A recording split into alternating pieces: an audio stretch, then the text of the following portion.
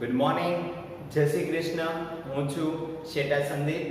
Last લેક્ચરની અંદર આપણે જીનીટના MCQ જોયા હતા.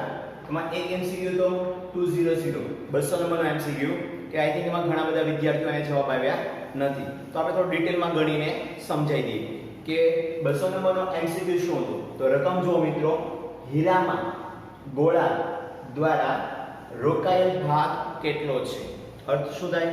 હીરાની સ્ફટિક રચના છે, એમાં જે પરમાણુ જ્યાં ગોઠવાયેલા છે હીરાની રચનામાં, એના દ્વારા કેટલો ભાગ રોકાય છે, કેટલો ભાગ ખાલી રહે છે. આપણને એવું પૂછ્યું છે કેટલો ભાગ રોકાય છે. તો તમને શરૂઆતમાં શું ખબર હોવી જોઈએ કે આ હીરાની જે રચના છે એમાં કુલ પરમાણુ કેટલા છે.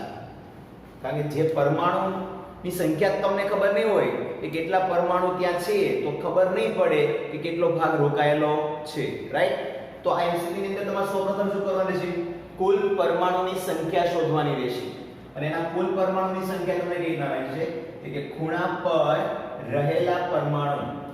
એક તો બધાને ખબર જ છે, કોઈ પણ સ્ફટિક રચના લેશો તો એમાં ખૂણા પર તો પરમાણુ ગોઠવેલા હોય જ છે. તો અહીંયા હીરાની રચના છે એમાં કાર્બન પરમાણુ દ્વારા ગોઠવણી થયેલી હોય છે. તો એક ખૂણા પર કેટલા છે? 8. ખૂણાનો ભાગ કેટલો રોકાય છે? 1/8. તો 8 8 કેન્સલ કરો તો જવાબ કેટલો આવ્યો મિત્રો? 1 આવી ગયો. એટલે મતલબ એવો છે ખૂણા પર એક પરમાણુ છે. આગળ વધીએ.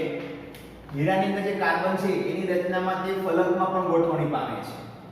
આપણે NCERT ની થિયરીમાં નથી આવતું, પણ આની અંદર સમજવું હોય તો સમજી શકાય કે ફલકની અંદર કુલ 6 આવે. ફલકનો ભાગ કેટલો રોકાય હંમેશા પરમાણુમાં? 1/2. એટલે આન્સર કેટલો આવ્યો? 3. ખૂણાના પરમાણુ કેટલા હતા?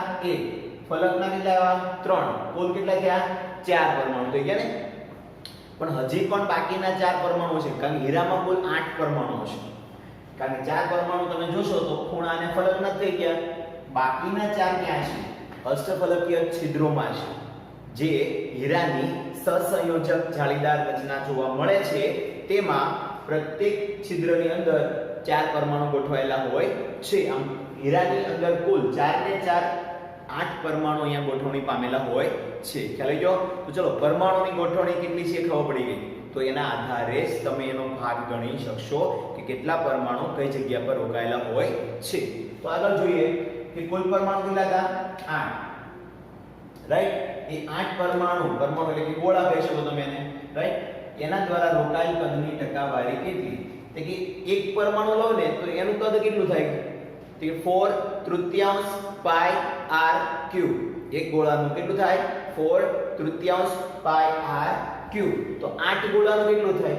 8 ગુણ્યા 4/3 પાઈ r ક્યુબ જેટલું થાય છે. તો 8 નું એટલું થયું ને. ઓકે, આ તમને શું મળી ગયો? કે પેકિંગ ક્ષમતા ગણવા માટેનો અંશ મળી ગયો. અંશ પર આપણે શું મૂકીએ છીએ સૂત્રમાં? કુલ પરમાણુ દ્વારા રોકાયેલા ગોળાઓનું કદ છેદમાં કુલ કદ. તો એ પહેલા તમારે એ સમજવું જરૂર છે કે હીરાની રચના છે જાળીદાર છે, સહસંયોજક છે. તેમાં બધા પરમાણુ નજીક નજીક હશે. રાઈટ? તો એમાં બે પરમાણુ વચ્ચેનું અંતર કેટલું છે? હવે આ શા માટે કરું છું કે આપણે પેકિંગ ક્ષમતા જેટલી પણ ગણી બધામાં A અને R નો સંબંધ મેળવ્યો. કોનો સંબંધ મેળવતા હતા? A અને R નો. કારણ કે એના કારણે આખું સૂત્ર એકમાં આવી જાય અને તમે સરળતાથી આન્સર મેળવી શકો. તો આપણે A અને R નો સંબંધ મેળવવા માટે શું કરશું?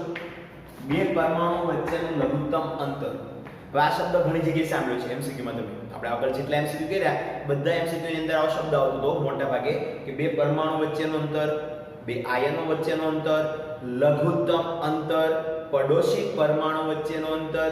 તો આ અંતર શું છે? કે એ અંતરને આપણે સ્મોલ d વડે દર્શાવતા રહ્યા છે કે લઘુત્તમ અંતર, બે આયનો વચ્ચેનું અંતર, તો એને શું કહેવાનું? Small d. અને સ્મોલ d બરાબર કેટલા લેતા હતા? 2 ટાઈમ r. શોર્ટમાં આપણને આ વસ્તુ ખબર છે. તો અહીંયા પણ આપણને એ વસ્તુ યાદ રાખવાની છે કે જો તમે સૂત્રની તારવણી કરવા જશો, પાયથાગોરસનો પ્રમેય લગાવશો કોની રચનામાં? હીરાની, તો તમને બે પરમાણુ વચ્ચેનું લઘુત્તમ અંતર કેટલું મળશે?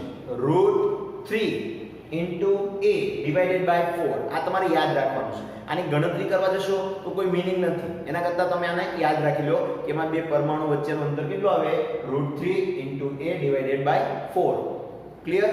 હવે આ થઈ ગયું બે પરમાણુ વચ્ચેનું અંતર. તો એનો હું 2r બરાબર લઈ શકું ને. તો 2r બરાબર √3a / 4. r ને કરતા કરો 2 ને સામે જવાય દો. √3a / 4 હતા. બે છેદમાં કેટલા થઈ જાય? 8.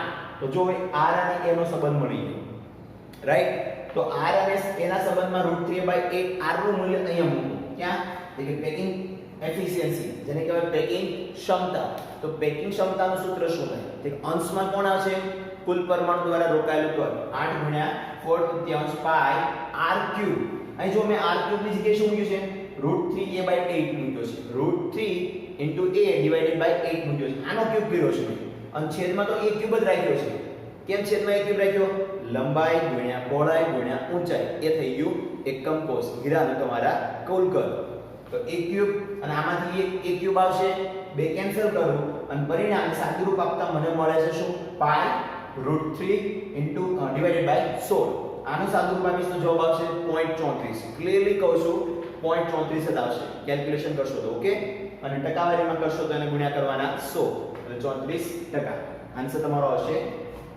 કિલો બોમ્બે ખ્યાલ આવી ગયો દાખલા ફરીવાર સમજીએ હીરાની અંદર ગોળા દ્વારા રોકાયેલું કદ શોધવાનું હતું કુલ પરમાણુ શોધ્યા કેટલા મળ્યા 8 4 એની રચનામાં 4 એના છિદ્રમાં 8 પરમાણુ દ્વારા રોકાયેલું કદ કેટલું થાય કુલ કદ થાય 8 ગુણ્યા 4/3 પાઈ r ક્યુબ એમાં મારે r ની કિંમતની જગ્યાએ મૂકવો છે a તો એમાં કન્વર્ટ કરવા માટે મેં શું લીધું બે પડોશી પરમાણુ વચ્ચેનું અંતર એમાંથી r ને ગણતા કર્યો પાછો મૂક્યો એટલે અંશ મળી ગયો છેદમાં શું આવે કુલ કદ a ક્યુબ સાદુરૂપ આપો 34% મળે છે ખ્યાલ આવી ગયો આમ 200 નંબર એમસીક્યુ માં જો તમને કોઈ ડાઉટ હતા તો આઈ હવે ક્લિયર થઈ ચૂક્યા હશે રેગ્યુલર એમસીક્યુ માં જઈએ તો લાસ્ટ લેક્ચરમાં આપણે રેગ્યુલર એમસીક્યુ માં ક્યાં હતા મિત્રો એક લાસ્ટ લેક્ચર ની અંદર 207 એમસીક્યુ કર્યા હતા કેટલા એમસીક્યુ કર્યા હતા 207 બ્રેક ના નિયમ સુધી આવ્યા હતા રાઈટ આગળ વધીએ 208 નંબર શું કહે છે કે સ્ફટિકની ઘનતા કોની ઘનતા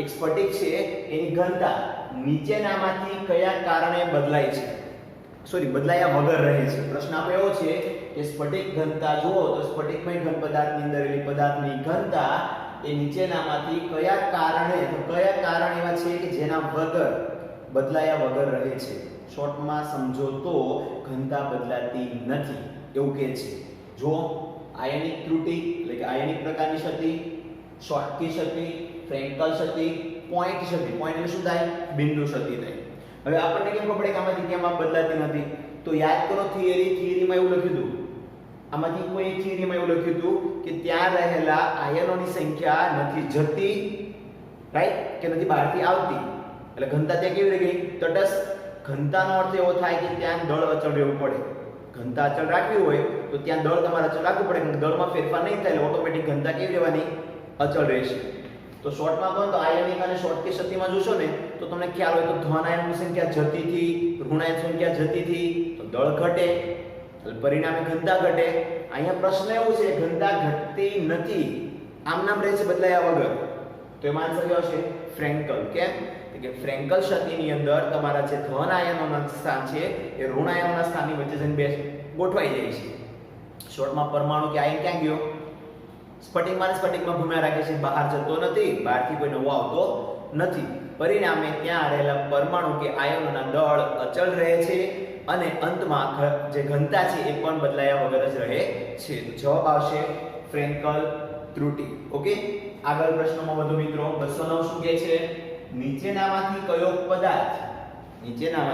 કયો પદાર્થ ફેરો ઇલેક્ટ્રિક સંયોજન છે સોરી નથી ફેરો ઇલેક્ટ્રિક સંયોજન નથી તો તમને કેમ ખબર છે ફેરો ઇલેક્ટ્રિક છે કે નહીં તો કે એનસીઈઆરટી માં તો આવો શબ્દ નથી આવ્યો રાઈટ એનસીઈઆરટી ની અંદર આ શબ્દ નથી આવ્યો એનું કારણ એ છે કે સિલેબસ જૂનો હતો હવે નવા સિલેબસમાં આ એલાઉડ છે નહીં તો પહેલા તમને એનો અર્થ સમજાવી દઉં ફેરો ઇલેક્ટ્રિક શબ્દ કયો છે ફેરો ઇલેક્ટ્રિક જેનો અર્થ એવો થાય કે ઓલરેડી કોઈ સ્ફટિકમય ઘન પદાર્થમાં જો વિદ્યુતીય ક્ષેત્ર લાગુ પાડવામાં આવેલું હોય અને એમાં વિદ્યુત પ્રવાહનું વહન થતું હોય તો આવી સ્થિતિમાં બહારથી કોઈ બીજું બાહ્ય વિદ્યુતીય ક્ષેત્ર એના પર લગાડવામાં આવે તો આ પદાર્થની અંદર પહેલેથી જે વિદ્યુત પ્રવાહનું વહન થતું હતું એ હવે રિવર્સ ડિરેક્શનમાં થવા લાગે જે દિશામાં થતું હોય તેની રિવર્સ ડિરેક્શનમાં થવા લાગે તો એ પદાર્થને કહેવાય ફેરો ઇલેક્ટ્રિક સંયોજન જે આવું કરે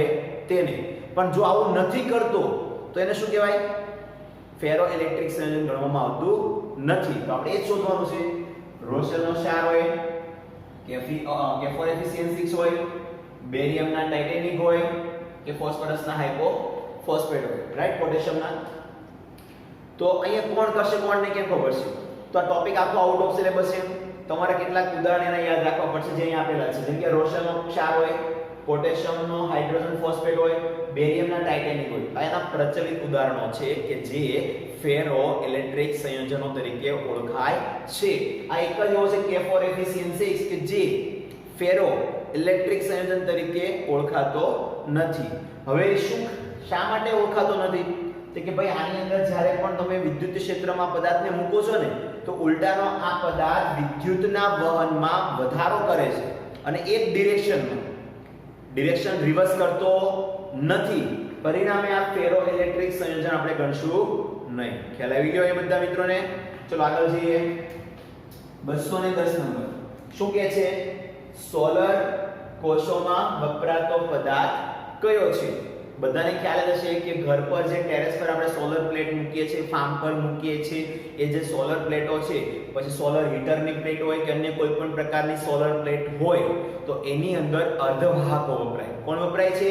અર્ધવાહકો, જેમાં સિલિકોન હોઈ શકે, જર્મેનિયમ હોઈ શકે, રાઈટ. તો જવાબ જોઈએ. Carbon, silicon, sulphur, titanium. Obviously silicon જ આવવાનો છે. તે અર્ધવાહક છે અને અર્ધવાહકો ક્યાં વપરાતા હોય છે? સોલર કોષોમાં વપરાતા હોય છે. ખ્યાલ આવી ગયો? આગળ વધો. શુદ્ધ સિલિકોન અને જર્મેનિયમ ખાલી જગ્યા છે. એ શબ્દ યુઝ કર્યો છે ને, શુદ્ધ સિલિકોન. ખાલી સિલિકોન કે જર્મેનિયમ કીધું નથી. શુદ્ધ કીધો મતલબ કે એની અંદર કોઈ પણ પદાર્થ બીજો ઉમેરવામાં આવ્યો હશે નહીં. કોઈ અન્ય સમૂહના તત્વોને એમાં ડોપિંગ નહીં કરવામાં આવે. જો આ તો ઉમેરવામાં ન આવે તો અશુદ્ધિ આવી નથી, અને જો અશુદ્ધિ ન આવે તો અર્ધવાહકોમાં વાહકતા વધતી નથી. શોર્ટમાં કહું તો અહીં વાહકતા નહીં જોવા મળે. અને બીજું, શુદ્ધ સિલિકોન અને જર્મેનિયમ કેવો હશે? અવાહક હશે. કેમ અવાહક? તો કે ભાઈ નોર્મલી સિલિકોન અને જર્મેનિયમ વિદ્યુતનું વહન કરતા નથી એટલે એને આપણે અવાહક જ ગણીએ છીએ. પાછો કોઈ બાહ્ય પદાર્થ અંદર ઉમેરીએ છીએ એટલે વાહકતામાં વધારો થાય છે ત્યારે તે વાહકતા દર્શાવે છે. પણ એ શુદ્ધ સ્વરૂપ છે એટલે કોઈ વસ્તુ ઉમેરવામાં આવતી નથી. પરિણામે તે પદાર્થ અવાહક તરીકે વર્તણૂક દર્શાવે છે. જવાબ પડી ગઈ? આગળ જઈએ. આગળ એક એક્ઝામ્પલ આપેલો છે અને ઈ એક્ઝામ્પલ તમને આગળ આવી ચૂકેલો છે પણ કંઈક અલગ રીતે પૂછ્યો છે. આ મિત્રો ઘણીવાર શું થતું હોય છે કે એકને એક એક્ઝામ્પલ તમને અમે ગણી દઈએ તો તમે કોપી મારી દીધો, ગણી લીધો. એવો પૂછાય તો તમે આરામથી ગણી શકશો. પણ ધારો કે થોડો ટ્વિસ્ટ કરવામાં આવે છે તો બાળકોને કન્ફ્યુઝન વધી જાય છે, વિચારોમાં જતા રહે છે અને એક્ઝામ ટાઈમે વિચારોમાં જવું મતલબ કે પરીક્ષામાં ટાઈમ બગાડે. એના કરતાં પ્રેક્ટિસ જેટલી તમે એવા ને એવા એમસીક્યુની અલગ અલગ રીતે કરશો તો તમારા માટે હંમેશા બેનિફિટ રહેશે. આગળ જોઈએ. એક્ઝામ્પલ નંબર 212 શું કહે છે? તો જુઓ ને ત્યાં જ ખ્યાલ આવી જવો જોઈએ કે અહીંયા Fe 0.9 છે અને સલ્ફર 1 છે. હવે આવા એક્ઝામ્પલ ક્યાં આવે? કે આખા કેમિસ્ટ્રીની અંદર ઘન અવસ્થા ચેપ્ટરની અંદર થિયરી આવે છે ધાતુ ઉણપ ક્ષતિ. કારણ કે તમે તત્વયોગ વિદ્ય પ્રમાણે જોશો તો આ સંયોજન અહીંયા સંપૂર્ણ રીતે વ્યવસ્થિત ગણેલું નથી. કેમ? કે સલ્ફરનો એક પરમાણુ છે તો મતલબ સમજાઈ ગયો કે 100% છે.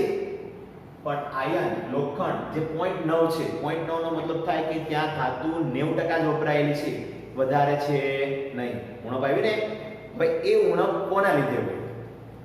ઠીક છે, કીધેલું છે એમાં રહેલા Fe+3 અને Fe+2 આયનોનો ગુણોત્તર જોતો છે અને ગુણોત્તર શોધવાનું કીધું છે.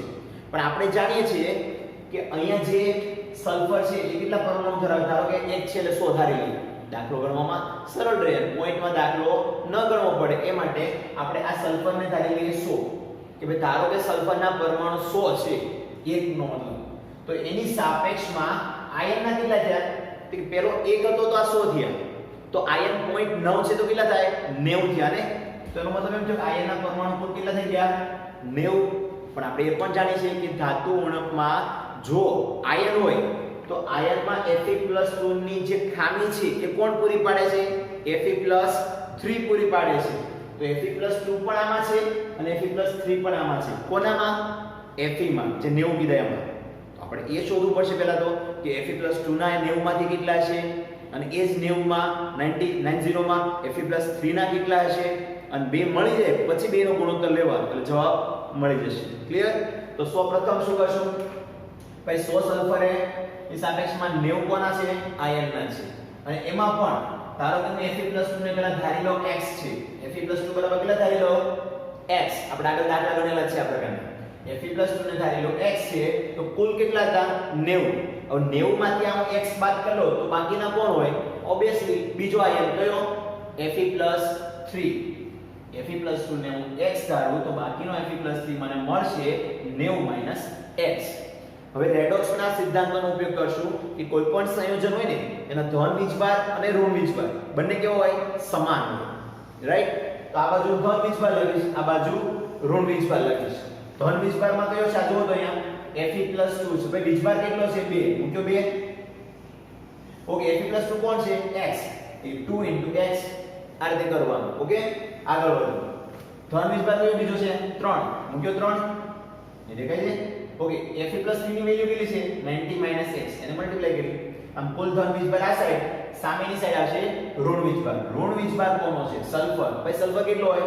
સલ્ફર આપણને ખબર જ છે હંમેશા કેટલો હોય? -2. પણ સામેની સાઈડમાં જશે એટલે +2 બનાવશે. એટલે 2. સલ્ફરના કેટલા પરમાણુ છે? એ આપેલા છે 1, એટલે કે આપણે 100 લીધા છે. રાઈટ? મૂક્યા? સાદરૂપ આપો. 100 * 2 કેટલા થાય? 200. આ સાઈડ 2x ના 2x, 3 * 90 that means 270 minus 3x is equal to 200. minus 3x plus 2x that means minus x આવશે. 270 ના 270 ઉપરથી નીચે 200 ઉતાર્યા. ઓકે, સામેથી 200 આ સાઈડ આવે x સામે જતો રહે x પોઝિટિવ થઈ જાય. 270 minus 200 એટલે 70 આવે. આ કોણ આવ્યું? x. પણ x હતો કોણ? Fe+2 હતો ને, તો આ મને Fe+2 નો જવાબ મળી ગયો 70. તો બાકીનો કોણ છે હવે? Fe+3. એનો જવાબ મને કેમ મળે? કે 90 - x કરો. x લખી લો 70. 20 જવાબ આવી ગયો. બંનેના જવાબ મળી જાય તો તમારે બંનેનો ગુણોત્તર મેળવવાનો હતો. પછી Fe+3 છેદમાં કોણ આવશે? Fe+2 મૂક્યો 20 ના છેદમાં 70. સાદુરૂપ આપશો તો 0.28. દાખલો એકદમ ઈઝી છે, સમજી શકો છો. આગળ આવા દાખલા પણ આવી ગયા છે. NCERT ના સ્વાધ્યાયમાં હતો ત્યાં નીકળતો નહોતો. ક્લિયર? આ પ્રકારના MCQ માં વધારે પ્રેક્ટિસ કરવી જોઈએ. આગળ વધીએ. 213 નંબરનો MCQ શું કહે છે? સ્ફટિકમાંના એનાયન સાઇટ ઉપર. પ્રશ્ન સાંભળો. સ્ફટિકમય ઘન પદાર્થ છે, એના એનાયન સાઇટ, એનાયનનો મતલબ થાય ઋણ આયન, સાઇટ મતલબ કે ઋણ આયનનું સ્થાન ઉપર ઇલેક્ટ્રોન ટ્રેપ થાય તો તેને શું કહે છે? ઇલેક્ટ્રોન ટ્રેપ થાય મતલબ ત્યાં ફરતો ફરતો એને સેટ થઈ જાય, એ સ્થાનને ગ્રહણ કરી લે. કોણ? ઇલેક્ટ્રોન. કયા સ્થાનને? એનાયનના સાઇડમાં. રાઈટ? તો આવું ક્યાં આવતું? તો યાદ કરશો તો એનાયનોના સાઇટ વાળી થિયરી આવતી હતી ધાતુ વધારો શક્તિ. કેમ? કે ધાતુ વધારો શક્તિમાં તમારા સ્ફટિકમય ઘન પદાર્થમાંથી યાદ છે કેટલાક ઋણાયનો પોતાના સ્થાન છોડીને જતા રહેતા હતા. તો એ સમયે જે બીજો પરમાણુ પોતાનું ઇલેક્ટ્રોન શું કરે? ગુમાવે. અને ગુમાવેલો ઇલેક્ટ્રોન એ સ્ફટિકમાં ફરતો ફરતો ક્યાં આવીને સેટ થતો હતો? એનાયનોના સ્થાન પર. અને એ સ્થાનને આપણે જર્મન ભાષામાં કહેતા હતા એફ સેન્ટર, એફ કેન્દ્રો. યાદ છે? એફ સેન્ટર શું થાય? એફ કેન્દ્રો, જેને આપણે રંગીન કેન્દ્રો તરીકે પણ ઓળખીએ છીએ. યાદ છે? NaCl નું ઉદાહરણ લીધું તો આપણે. તો આમ તમે NCERT ની થિયરી પ્લસ થોડા જીનીટના કન્સેપ્ટ સાથે રાખો તો દરેક MCQ ને વ્યવસ્થિત કમ્પ્લીટ કરી શકો છો. તો આજના દિવસના આ પહેલા વિડિયોની અંદર આપણે જે MCQ પર નજર ફેરવી એ દરેક MCQ ને થોડા ધ્યાનથી વધારે જોજો. થિયરિકલ છે તો થિયરિકલમાં પણ અલગ અલગ શબ્દો આવે છે કે જેનો અર્થઘટન કરવું જરૂરી છે. બહારનો શબ્દ છે તો એના ઉદાહરણો યાદ રાખવા જરૂરી છે. ક્લિયર? તો જો પણ કોઈ ડાઉટ હોય તો હજી આ રીતે તમે મને લાઈક સજેસ્ટ કરી શકો છો જે રીતે તમે 200 નંબરના MCQ મને કીધું હતું. ઓકે, તો આજના વિડીયોમાં અહીંયા સુધી રાખીએ. બીજા કોઈ ડાઉટ હોય તો તમે મેસેજ કરી શકો છો. Thank you. જય શ્રી કૃષ્ણ.